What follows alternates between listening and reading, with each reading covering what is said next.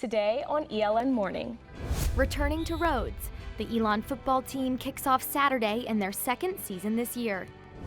A silent salute, how one local coffee shop is honoring fallen Marines. Together again, welcoming back the class of 2020 nearly 2 years after their virtual graduation.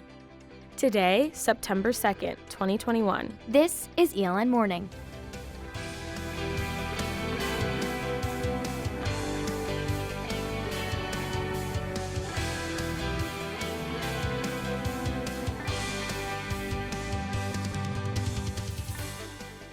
Hello and welcome to ELN Morning. I'm Naomi Washington. And I'm Ashlyn DeLoughy. We begin this morning with an update on Ida's path.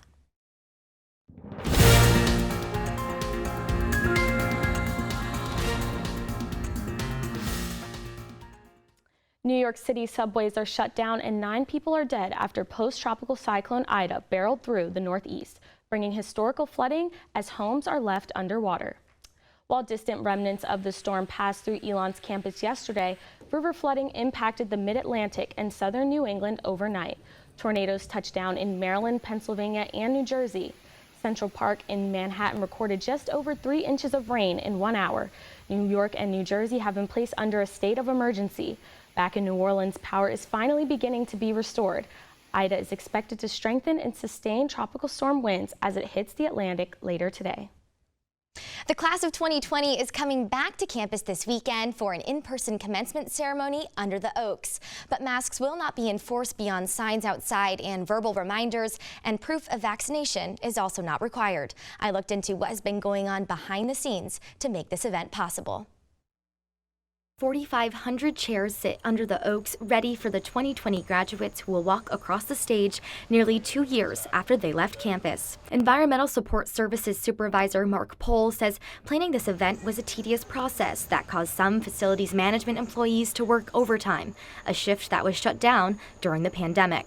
The guys out here, they're starting to get tired now. They look kind of a little drugged down, but it's what we needed. You know, we haven't had it in a while, so it was due, you know. So everybody was ready to jump on and get a few extra hours. So. Pohl says his team had to quickly adjust to last-minute planning changes, but feels fortunate to help make such a special event possible. It's special because in our minds and dealing with it, we didn't think it would happen.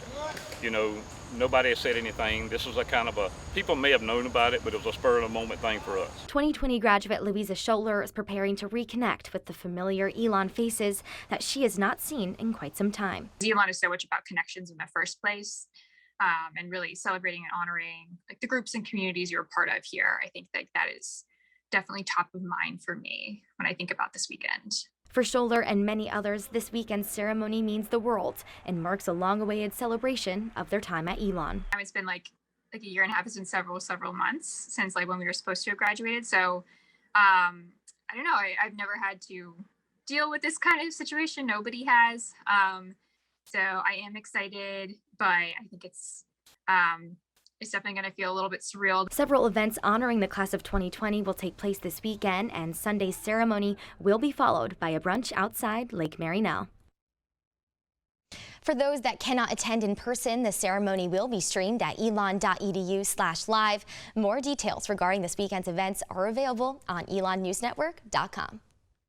This Monday night, Jewish students at Elon will begin celebrating Rosh Hashanah in person under a tent and mask.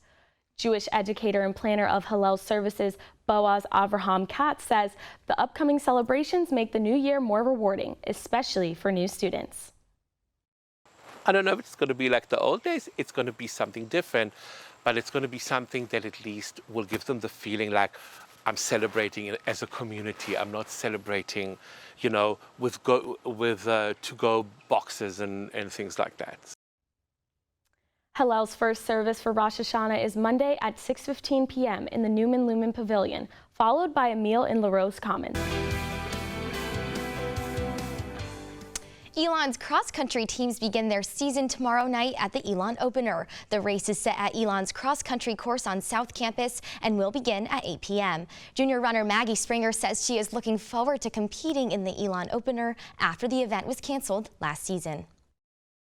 I'm very excited.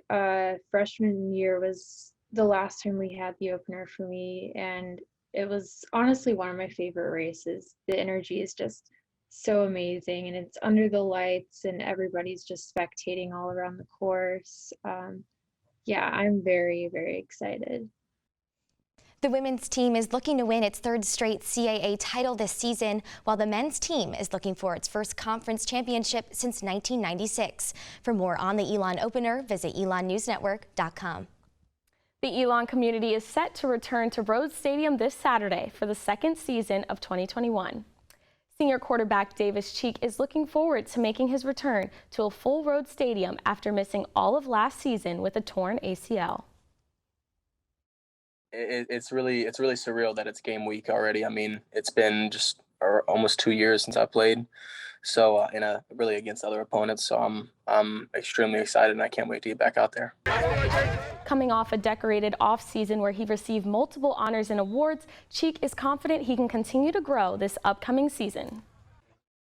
One thing that I'm pretty proud of myself over the 4 years is that I feel like I've always, found a way to keep progressing. I don't feel like I've ever taken steps back.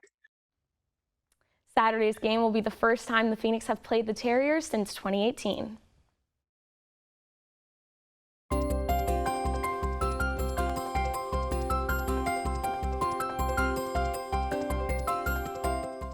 And we spoke to head football coach Tony Trisciani earlier this morning out on Citroen Plaza, who was here with your Phoenix 5-day forecast and a look ahead to Saturday's opener.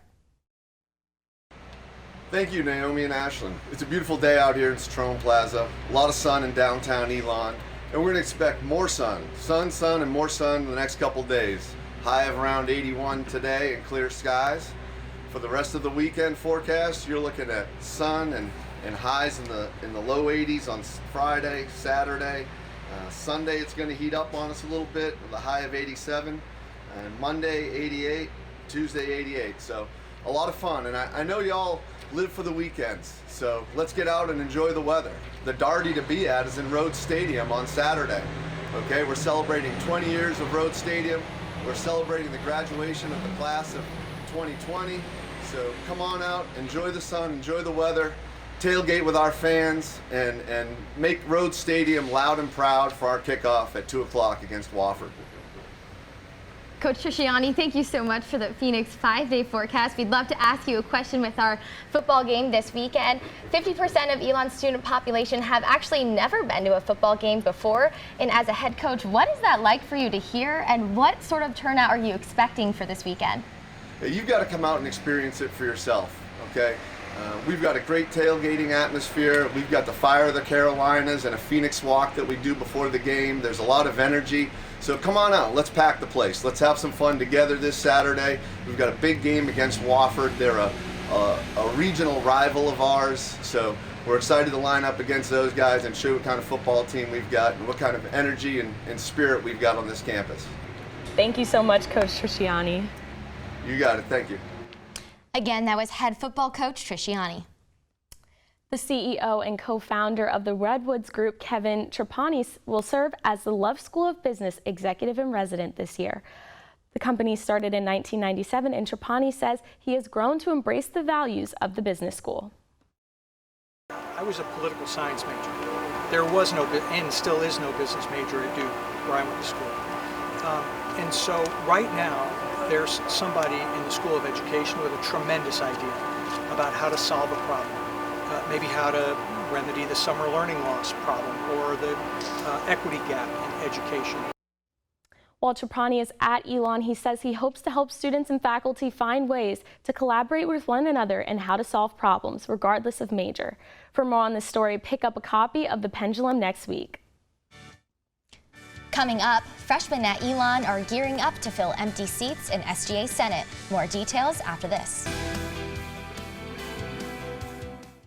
As the Student Government Association is preparing for the upcoming freshman elections, students met to hear from the current members about the process. SGA Executive President Jack Corby says he is excited to get the new class involved and fill the Senate entirely. Once we have the full 51 seats filled, it'll be really, really nice to debate legislation and have a lot of different ideas and bring diversity of thought back into the room. Freshman Christina Stafford says she is excited about potentially running for a position at SGA this fall. She says giving students of color a voice on campus is important to her and hopes to do that for the class of 2025. I know when I first came to campus, I was, outreach in different groups, in different places, and I felt welcome, but I want to make sure that that's an experience that is truly true for everyone, no matter what their group is. Current first-year positions up for election include the class of 2025 president, vice president, treasurer, secretary, and senators. Applications can be found on SGA's Phoenix Connect page and are due this Monday. One local coffee shop is joining the nation in paying tribute to the 13 U.S. servicemen killed in the Kabul airport attacks 1 week ago today. The attacks marked one of the deadliest days for American forces in the past decade of the 20-year war in Afghanistan. Coffee brews and cups are poured as the community makes a silent salute. 13 hot coffees run cold at veteran-owned Salvation Coffee to honor the 13 U.S. servicemen who lost their lives in Afghanistan.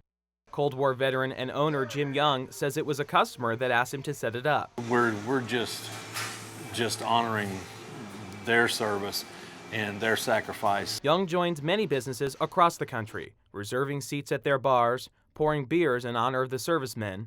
Even McEwen Dining Hall is setting fountain drinks aside for the fallen.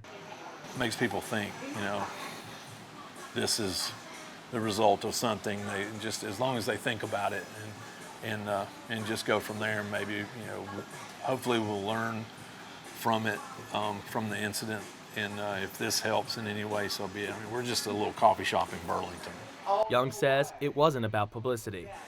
It's weird when you get thanked for doing something like that, because it just makes you feel odd. It's kind of like when people, and I'm sure other veterans feel the same way, when somebody thanks you for your service.